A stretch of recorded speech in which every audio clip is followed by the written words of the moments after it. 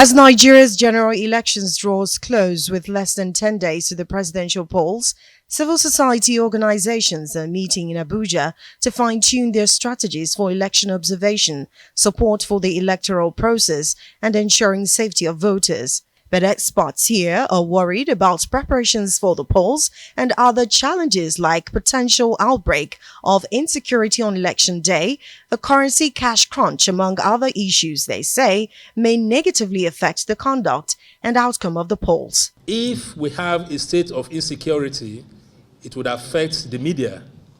And to that extent, the media may not be able to play its role.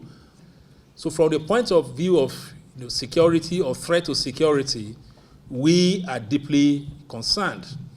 Is it not possible, for example, that this in itself might actually induce vote buying?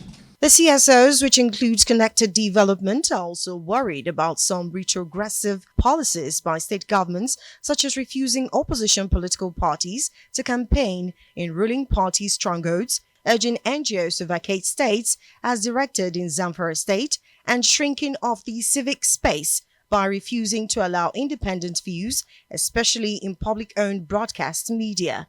They say this may lead to voter apathy. Earlier on, I had talked about the issue in Zamfara. It is important that stakeholders call very strongly on the government of Zamfara State to revoke that instruction very, very quickly. Looking at the Nigerian Electoral Act as amended 2022, has the powers to postpone this election on the possibility of breach of peace and security. And this is in accordance with Section 24, subsection 2 of that Act.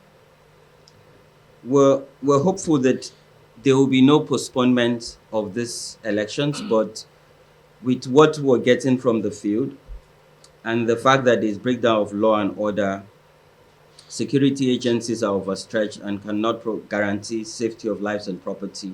We know that some of these attacks, whether they are coming marked as unknown gunmen, whether they are coming marked as militancy, some of these things are also political.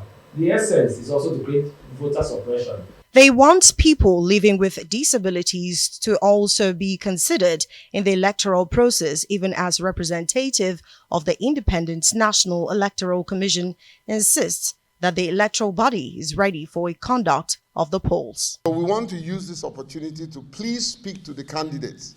You haven't even addressed the issue of inclusivity, and you are looking at fighting each other, using your surrogates to attack each other when there are very many issues that you can address.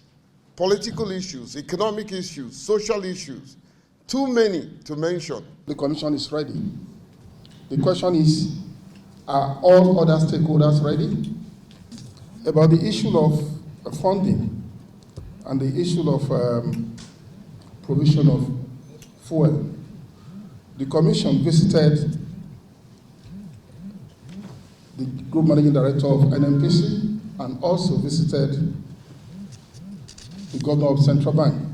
And the assurances we were given, I have no reason to doubt that all those assurances will be met with necessary action. Olije Wapera, Arise News.